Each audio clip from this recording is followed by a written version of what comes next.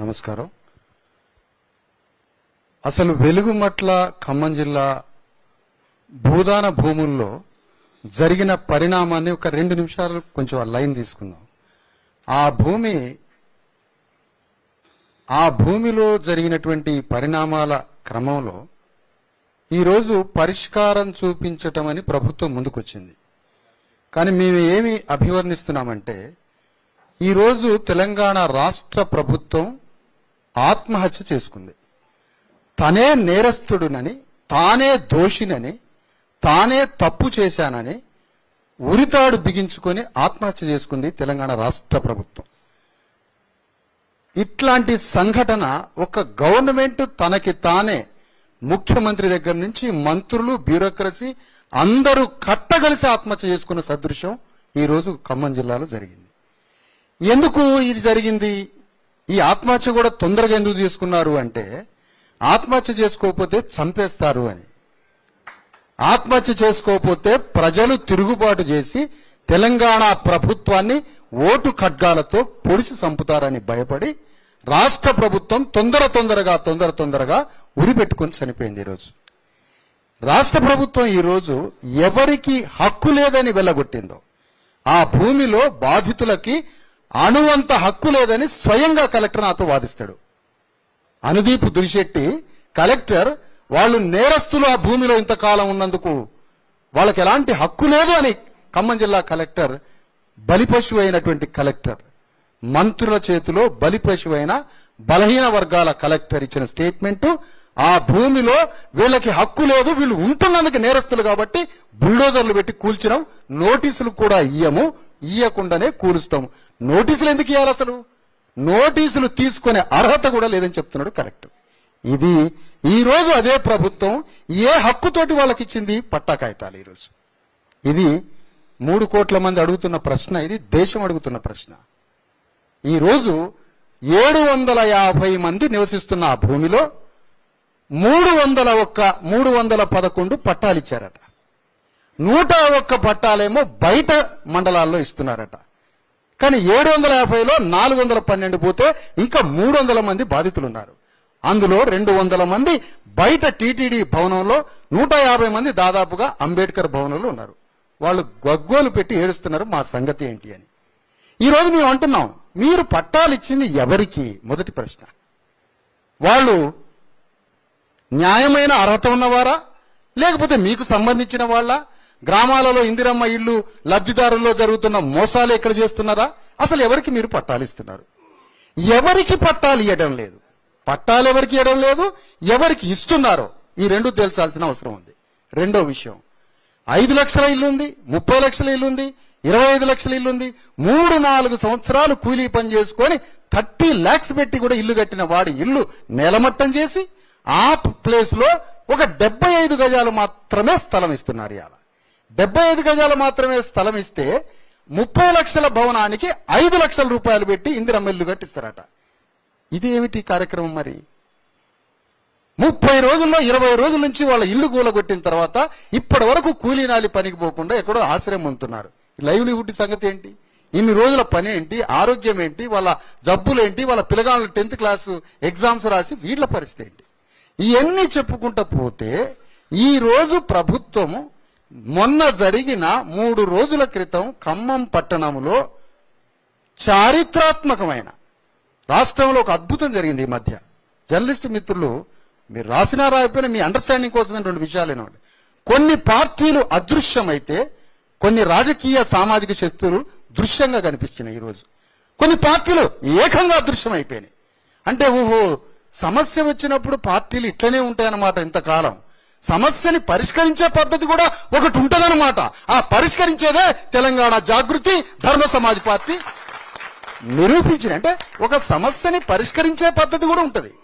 ఒక సమస్యని లిప్ సింపతిగా వచ్చి ప్రకటన ఇచ్చి కంటి తుడుపు చర్యలాగా వచ్చి ఫోటో తీసుకొని పోవటం కూడా ఉంటదా?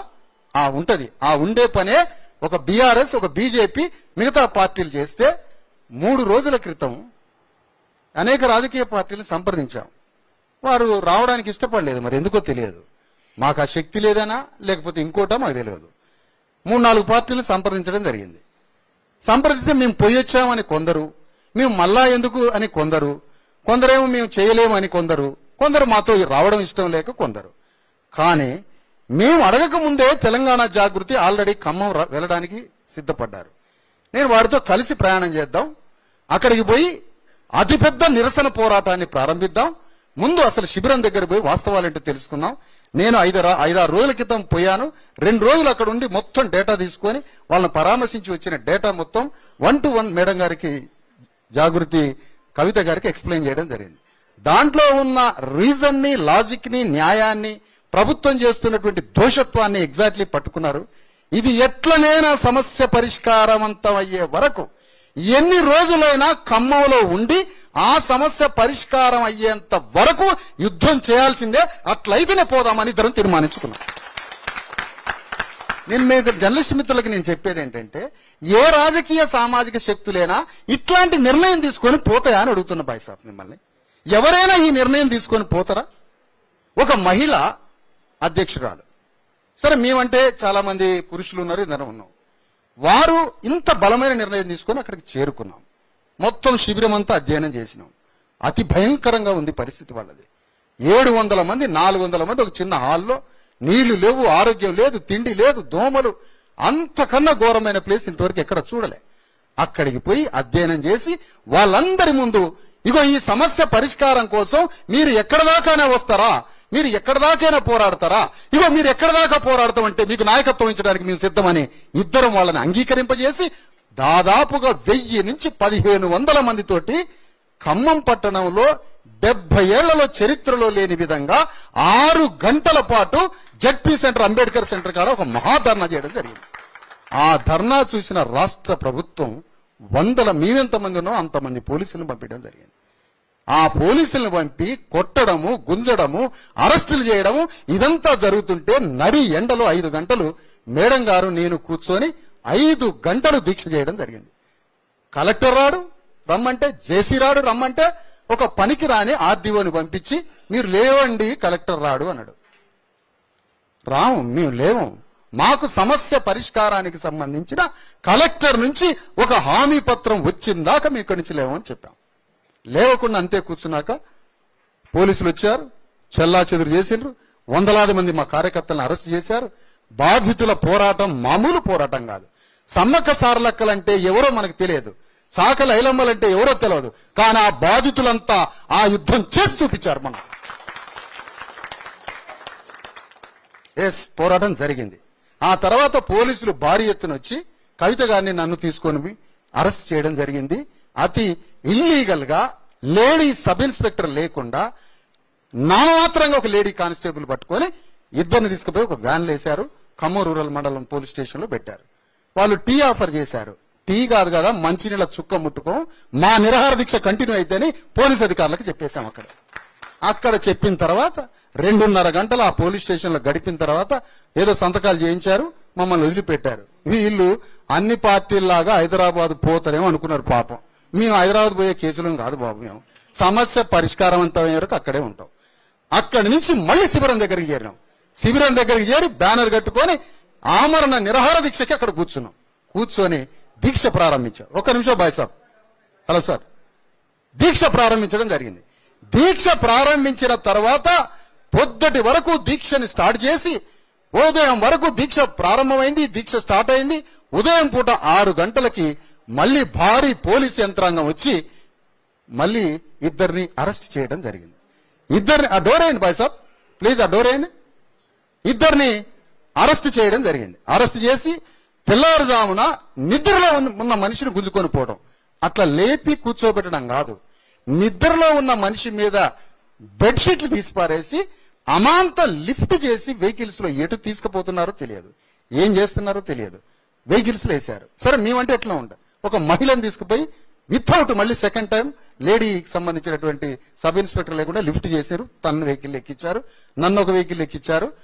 పోతూ కొంత దూరం పోయాక మరి హైదరాబాదా ఎక్కడ తీసుకుపోతున్నారంటే హైదరాబాదే అన్నారు. లాస్ట్ కి తీసుకుపోయి హైదరాబాద్ లో వారిని దింపారు. నా ఆఫీస్ దగ్గర నన్ను దింపారు.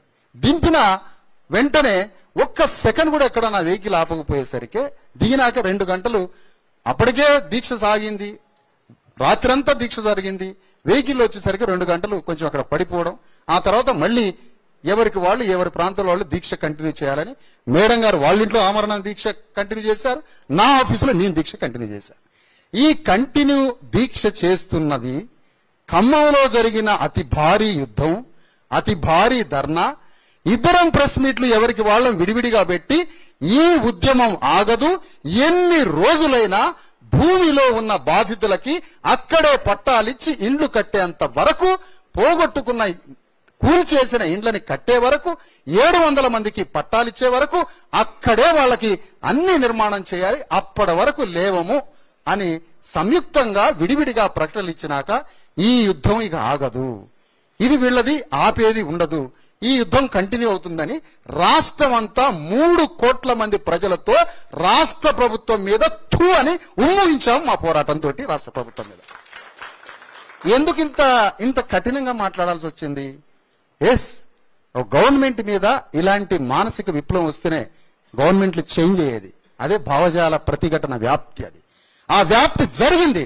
గవర్నమెంట్ డిమోరలైజ్ అయింది, ఆత్మరక్షణలో పడింది, భయం పట్టుకున్నది, ఏం చేయాలని అర్థం కాలేదు, తత్తరపాటుకు గురైంది, ఏం డాక్యుమెంట్స్ తయారు చేయాలని అర్థం కాలేదు, ఏ విధంగా ప్రజెంట్ చేయాలని తెలియదు. కలెక్టర్ ఒకటి చెప్తుండు, మంత్రులు ఒకటి చెప్తుండు, చీఫ్ సెక్రటరీ ఒకటి చెప్తుండు, రెవెన్యూ వాడు ఒకటి చెప్తుండు, కమిషనర్ ఒక ప్రకటన ఇస్తాడు. మొత్తానికి పిచ్చోళ్ళు అయిపోయి ప్రకటన ఇయ్యటం రాక చదువు రాని మంత్రులతో, వచ్చి రాని చదువుతోటి కలెక్టర్లు మొత్తం కలిసి ఈ రోజు టోకెన్లు ఇస్తామని ఒక ప్రకటన రిలీజ్ చేసి మొత్తానికి టోకెన్ల దగ్గరికి పోయారు. సార్, ఎవరినైతే ఖాళీ చేపించారో అక్కడ హక్కు లేదని, మీ భూమి మీకే ఇస్తున్నామని మళ్ళా వాళ్ళు ప్రకటన చేశారు. అంటే ఎలగొట్టే అర్హత మీకెక్కడిది, ఇచ్చే అర్హత మీకెక్కడిది? మిగతా 30 ఎకరాలు ఎక్కడికి పోయింది? ఉన్న 30 ఎకరాలలో 7 ఎకరాలలోనే మీరు ఇళ్లు కట్టిస్తే మిగతా 24 ఎకరాలు 25 ఎకరాలు అదెక్కడికి పోయింది? అసలు ఈ భూములు ఎక్కడికి పోయినాయి? 75 గజాల స్థలం ఇవ్వడం ఏంటి? కట్టుకున్న ఇళ్ల సంగతి ఏమిటి? 30 లక్షల ఇంటికి 5 లక్షల రూపాయలు పెట్టి ఇందిరమ్మ ఇల్లు ఇవ్వడం ఏంటి? మిగతా 101 మందికి బయట ఇవ్వడం ఏంటి? అక్కడే ఉన్నటువంటి 300 మందికి ఇంకా ఇవ్వాల్సిన బాధితులకు ఇవ్వాల్సిన పట్టాల సంగతి ఏంటి? ఇంకా చెప్పాలంటే ఎవరైతే బాధితులకి నాయకత్వం వహించారో నాయకత్వం వహించిన వాళ్ళందరికీ పట్టాలు ఇవ్వలే, వాళ్ళకి ఇవాళ టోకెన్స్ ఇవ్వలే. ఇది ఎంత ఘోరం సార్! ఎవరైతే నాయకత్వం ఇచ్చి తిండి తిప్పల పనిచేసి ఆ ప్రజల్ని సమీకరించిన ఒక మహిళకి పట్టా ఇవ్వలే. ఎందుకంటే నువ్వు నాయకత్వం వహించినావు కాబట్టి. నాయకత్వం వహించిన కొంతమంది పేరు మీద, కొంతమందికి మీకు ఇంకో ఫ్లాట్ ఉంది కదా, ఇంకొక ఇల్లు ఉంది కదా, అక్కడ ఆ స్థలం ఉంది కదా అని ఆ పేరు మీద, ప్రభుత్వం దగ్గర ఏదో వీళ్ళు తప్పులు చేశారని ఆ పేరు మీద, మొత్తానికి 3 పేర్ల మీద 300 మందికి పట్టాలు ఇవ్వలేదు. ఇది ఘోరం కాదా? ఇది అన్యాయం కాదా? ఇలాంటి పరిస్థితుల్లో మేమేమంటున్నామంటే, మొత్తానికి తెలంగాణ అహంకార భూస్వామ్య రాజకీయ పెట్టుబడిదారి ఈ ప్రభుత్వాన్ని సగం కన్నా పైన మెట్లు దింపి మెడలు వంచి భుజాల మీద మోచేయి పెట్టి గుద్దినాం ఇలా రాష్ట్ర ప్రభుత్వాన్ని అని చెప్తున్నాం. ఈ సందర్భంగా మెడలు తలకాయ వంచి కవిత గారు మేము 2 ఉద్యమాలు కలిసి మోచేయితోటి మెడల మీద గుద్ది వంచి పారేసినాం రాష్ట్ర ప్రభుత్వాన్ని. గవర్నమెంట్ ఫామ్ అయ్యేంత వరకు ఫామ్ అయిన ఈ 2.5 సంవత్సరాల్లో ఈ రోజు తెలంగాణ రాష్ట్ర ప్రభుత్వం మెడలు వంచిన మొట్టమొదటి దినంగా మేము ప్రకటిస్తున్నాం. వంగదీసినాం తెలంగాణ రాష్ట్ర అహంకార ప్రభుత్వాన్ని. పేదల మీద అటు వికారాబాద్ జిల్లాలో, అక్కడ మొత్తానికి ఇక్కడ మహబూబ్ నగర్ జిల్లాలో అనేక చోట్ల అనేక వందల వేల రెవెన్యూ తప్పులు, నేరానికి సంబంధించిన తప్పులు, అన్ని తప్పుల తడకతో ఊగిపోతున్నటువంటి రాష్ట్ర ప్రభుత్వం అహంకారంతో మొదటిసారిగా పరాజయంలోకి నెట్టేసి మెట్లు దింపి చూపించాము. ఈరోజు ఈ పోరాటం ఒక నూతన సామాజిక సోషల్ కెమిస్ట్రీతో సంయుక్తంగా సాధించిన విజయంగా మేము ముందు ప్రకటిస్తాము. ఈ విజయం ఇది అసంపూర్ణ విజయం కావచ్చు, అర్ధ విజయం కావచ్చు. ప్రభుత్వాన్ని కిందికి దింపి అక్కడ ఎక్కడైతే ప్లాట్లలో ఒకటే సింగిల్ డిమాండ్, ఏ ప్లాట్లలో ఏ భూదాన భూముల్లో ఆత్మగౌరవంతో భూములు పోగొట్టుకున్నారో, ఎక్కడి నుంచి మెడలు పెట్టి ఈడ్చుకొచ్చారో, ఎక్కడి నుంచి కొట్టి తీసుకొచ్చారో, ఎక్కడ వాళ్ళ ఇల్లు నేలమట్టం చేశారో ఆ భూమిలోనే వాళ్ళని తీసుకుపోయి పట్టాలిచ్చే దశకు తీసుకురావడం అంటే ఇది మామూలు విషయం కాదని చెప్తున్నాను. ఈ విజయం బాధితులైన పోరాడిన సమ్మక్క సారలక్కల్లాగా చాకలైలమ్మల్లాగా పోరాడిన ఆ బాధితులకే ఈ విజయం అంకితమని మేము సంయుక్తంగా చెప్తున్నాం ఈ విషయాన్ని. ఈ క్రమంలో ఈ పరిస్థితుల్లో మొత్తానికి ఇక్కడ సమస్యలు కొన్ని జరిగినాయి. ఇంకా 300 మందికి ప్లాట్లు ఇవ్వాలి. కట్టిన ఇండ్లు కూలగొట్టారు కాబట్టి అది 30 లక్షలు 20 లక్షలు ఎస్టిమేషన్ వేసి దానికి ఒక లెక్క తయారు చేసి ఆ పైసలు వాళ్ళకి ఇవ్వాలి. ఆ పైసలతో ఈ 5 లక్షలు కాదు, ఆ ఇంటి వాల్యూ ప్రకారం కట్టియాలి. 20 రోజులు కూలీనాలి పని చేసి మొత్తం భయంకరమైనటువంటి వ్యవస్థలు ఉన్నారు కాబట్టి ప్రతి కుటుంబానికి 1 నుంచి 2 లక్షల రూపాయలు ఈ పని పోగొట్టుకున్నందుకు ఇవ్వాలి. ఇండ్ల వాల్యూని కట్టియాలి. అందరికీ స్థలాలు ఇవ్వాలి. 24 ఎకరాల భూమిని స్కూల్స్ కట్టిస్తాం, గ్రౌండ్స్ వేపిస్తాం అంటున్నారు. ఇది పచ్చి బోగస్ మాట అని చెప్తున్నాం. ముందు వాళ్ళు సమస్య నుంచి బయటపడటానికి సచ్చి బతికి 7 ఎకరాలే బయటికి తీశారు. ఇంకా 25 ఎకరాల భూమి ఉంది. ఆ 25 ఎకరాల భూమిలో వీళ్ళకి 75 గజాలతో పాటు ఇంకా అదనంగా ఇస్తూ మిగతా 300 మందికి కూడా బాధితులకు అక్కడే స్థలాలు ఇచ్చి అక్కడే వాళ్ళకి ఇండ్లు కట్టించి అప్పుడు మిగతా 30 ఎకరాలు ఇంకోటి ఉంది కదా 60 ఎకరాలు, దాంట్లో మీరు అక్కడ కట్టియండి పార్కులు స్కూల్స్ అని కోరుతా ఉన్నాం. అంటే టోటల్ 62 ఎకరాలు మొత్తం వీళ్ళకే ఇవ్వాలి అని కోరుతున్నాం ఈ సందర్భంగా. అందుకని ప్రభుత్వం ఒక రకంగా కాళ్ళు పట్టుకున్నట్టే, బాధితుల కాళ్ళు ఈ రోజు దండం పెట్టినట్టే, తప్పు చేసినట్టే, చెంపలేసుకున్నట్టే, క్షమాపణ కోరినట్టే. అది లాంగ్వేజ్ పరంగా అది చెప్పలేరు కాబట్టి మనకు అర్థమైపోయింది వాళ్ళ లాంగ్వేజ్ నుంచి. మొత్తంగా ఈ రోజు మీ అందరికీ తెలియజెప్పాల్సిన విషయం ఏంటంటే, మేము ఆమరణ నిరాదీక్ష చేస్తున్నాం. మేము మళ్ళీ చెప్తున్నాం సగర్వంగా, మళ్ళీ సగర్వంగా చెప్తున్నాం జస్టిస్ ఈశ్వరయ్య గారి ముందు, వారి ప్రత్యక్ష ఆధ్వర్యంలో జరుగుతున్న ఈ పోరాటం గురించి అనేక మంది పెద్దలు, ఇండియన్ ఎక్స్ప్రెస్ చాలా వెరీ సీనియర్ ఇండియాలోనే ఒక పెద్ద జర్నలిస్ట్ ముందు, అశోక్ అన్న ముందు, అందరి ముందు చెప్తున్నాం. ఇది ఖమ్మంలో తెలంగాణ జాగృతి ధర్మ సమాజ్ పార్టీ సంయుక్తంగా చేసిన యుద్ధం వల్ల మాత్రమే జరిగింది రాష్ట్ర ప్రభుత్వం యొక్క. అఫ్ కోర్స్ అనేక మంది యొక్క యాడ్ కావచ్చు, అనేక ప్రజా సంఘాలు, అనేక వ్యక్తులు, శక్తుల యొక్క యాడ్ కావచ్చు. మేజర్ ఫోర్స్, మెయిన్ ఫోర్స్ ఇంత మొండిగా పనేంత దాకా అక్కడ కూర్చుంటామనే ఈ టైప్ పోరాటం ఎక్కడ మేము వినలేదు, ఎక్కడ చూడలేదు. ఎన్ని రోజులైనా మేము ఖమ్మంలో కూర్చొని సమస్య పరిష్కరిస్తామన్న ఈ టైప్ పోరాటం రాష్ట్రంలో ఎవరు చూడలేదు అని ప్రతి ఒక్కళ్ళు అంటున్న మాట ఇది. అందుకని ఈ సందర్భంగా 2 అంశాలు మీ ముందు ప్రతిపాదిస్తున్నాం. ఈశ్వరయ్య గారు ఇంతకు ముందు నుంచి 2 గంటల నుంచి, అయ్యా మీరు ఎవడూ మెడలు వంచండి, మీరు రాష్ట్ర ప్రభుత్వాన్ని మెడలు వంచి గుంజకొచ్చారు, మీరు ఇంతే ఆమరణ నిరాదీక్ష చేస్తారా, ఇది ఇంతే కంటిన్యూ చేస్తారా? చేయొద్దు. ఎందుకు? రాష్ట్ర ప్రభుత్వాన్ని దించి మెడలు వంచి గుంజకొచ్చి వాళ్ళకి పట్టాలు ఇప్పించారు. మిగతా ఏమైనా పనులుంటే, ఇంకా చేయాల్సిన అసంపూర్ణంగా మిగిలి ఉంటే ఖమ్మం పోదాం, మొత్తం పర్యవేక్షిద్దాం, మొత్తం కమిటీ లాగా పోయి ఫ్యాక్ట్ ఫైండింగ్ లాగా పోయి రాసుకొని వద్దాం. వాటికి మళ్ళీ 2వ పోరాటంగా మీరు మళ్ళీ పోరాటాన్ని కంటిన్యూ చేయండి. ఇది విరమణ కాదు, విరామం తీసుకోండి అంటున్నాడు జస్టిస్ ఈశ్వరయ్య గారు. ఇది విరమణ కాదు, విరామం తీసుకోమంటాడు. విరామం తీసుకోవడానికి నేనే మీకు వచ్చి నిమ్మకాయ రసం తాపిస్తా అని పెద్ద మనిషి, ఊరికి పోయే మనిషి ఇక్కడికి వచ్చి తాపిస్తా, మీరు విరామం తీసుకోండి. ఒక 4 రోజుల తర్వాత 5 రోజుల తర్వాత ఖమ్మం పోయి మొత్తం ఫ్యాక్ట్ ఫైండింగ్ తో తెలుసుకుందాం. ఇంకా రావాల్సిన లబ్ధి ఏవైతే ఉందో అది 50% దాకా ఇంకా రావాల్సినవి ఉన్నాయి, అనేక పెండింగ్స్, అవన్నీ మరి ప్రకటించుకొని చేసుకుందాం. మీరు ఈ రోజు అయితే విరమించండి అని వారు కోరారు. వారు కోరిన విషయాన్ని కూడా మేము సానుకూలంగానే వారికి స్పందించి, సరే సార్ పెద్ద మీరు ఎట్లా చెప్తే అట్లా, మీరేం చిన్న మనిషి కాదు, ఉమ్మడి ఆంధ్రప్రదేశ్కి హైకోర్టు ప్రధాన న్యాయమూర్తి, నేషనల్ బీసీ కమిషన్ చైర్మన్, అనేక సంఘాలకి మీరు ఫ్యాక్ట్ ఫైండింగ్ ఉన్నారు కాబట్టి మీరు పెద్ద మీరు చెప్తే మేము కాదనం అని మేము కూడా ఇద్దరం ఇంతకు ముందు వారికి మాట ఇవ్వడం జరిగింది. మీరు మరొకసారి మీరు ఏం ప్రతిపాదిస్తారో ప్రతిపాదించండి, మీరు చెప్పినట్టుగా మేము వింటాం. ఇక 2వ విషయం, అయ్యా ఒక్క మాట, 2వ విషయం, ఈ సంయుక్తంగా చేసిన ఈ నూతన ఉద్యమం తెలంగాణ చరిత్రలో, తెలంగాణ రాష్ట్ర చరిత్రలో ఒక సమస్యని పట్టుకొని మొండిగా జగమొండిగా ఈ పనయ్యేంత వరకు కదలము అని చెప్పడం ఏంటి అసలు? ఇది ఇంతవరకు ఏ రాజకీయ పార్టీ ఏ సందర్భంలో ఎక్కడ చెప్పలేదు, చెప్పినట్టుగా ఆచరించలేదే. ఆచరించితే ఎక్కడైనా జరిగిందో చూపిస్తారా? ఏమిటి మొండి పట్టుదల అంటే? నాయకత్వం కాదు, వాళ్ళ మీద ఏదో పబ్లిసిటీ కాదు, లేదా మరొకటి కాదు. వాళ్ళ మీద, బాధితుల మీద, కటిక పేదల మీద జరిగిన అన్యాయం మీద ఎంతో ఆక్రోశం, ప్రభుత్వం మీద, ప్రజల మీద ఎంతో ప్రేమతో తట్టుకోలేక వీళ్ళకి న్యాయం జరిగేంత వరకు పోరాడాలని గుండెల్లో నిర్ణయం తీసుకున్నాం కాబట్టి ఈ పోరాటం జరిగిందని మీ అందరి సభాముఖంగా తెలియజేస్తాము. ఇది ఫీల్ కడుపులో నుంచి వస్తున్నటువంటి ఫీల్. మరి ఈ ఫీల్, ఈ సంయుక్త పోరాటం ఇక్కడ దాకా ఆపుదామా? మిగతా 3 కోట్ల మందికి సమస్యలు ఉన్నాయి కదా, ప్రజా సమస్యలు ఎన్నో ఉన్నాయి కదా. మరి ఈ ప్రజా సమస్యలన్నీ అడ్రస్ ఎందుకు చేయాలి? ఎందుకు చేయట్లేదు? కమ్యూనిస్ట్ పార్టీలు మాయమైనవి, అనేక పార్టీలు మాయమైనవి. బీఆర్ఎస్ వచ్చి లిప్ సింపతి చూపించింది, బీజేపీ వాడు పరారైపోయాడు, కాంగ్రెస్ వాడు సమాధి చేసిండు. మరి ఎవరు నమ్ముకోవాలో ప్రజలు? ఇప్పుడు ప్రజలకు ఏం సంకేతం ఇవ్వాలి? ఎవరు పోరాడాలి? వాళ్ళ తరఫున ఎవరుండాలి?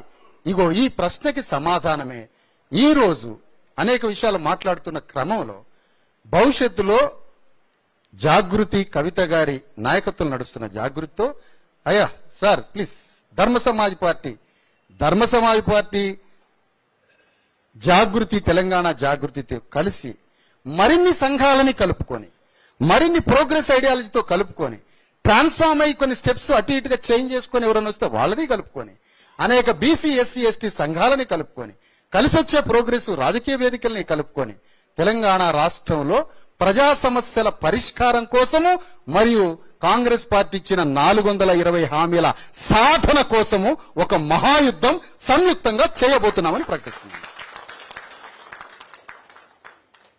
ఈ పోరాటం కంటిన్యూ చేస్తాం. ఖమ్మంలో మా కార్యకర్తల్ని విపరీతంగా కొట్టడం జరిగింది, వాళ్ళని బయటికి పంపడం జరిగింది. నిన్న అక్కడ ఉన్న రాంబాబు, జిల్లా అధ్యక్షుడు రాంబాబు చారి, ఆయనను కూడా కొద్దిగా కష్టపడుతున్నారు. ఎందుకంటే 15 రోజుల నుంచి శిబిరం నడిపిస్తున్నారమ్మా వాళ్ళందరూ కలిసి. ఆ రాంబాబు మీద ఎలాంటి పోలీసులు ఎలాంటి చర్య చేయొద్దు, రాంబాబుకి ఏం జరగొద్దని ఈ వేదిక నుంచి కోరుతున్నాం.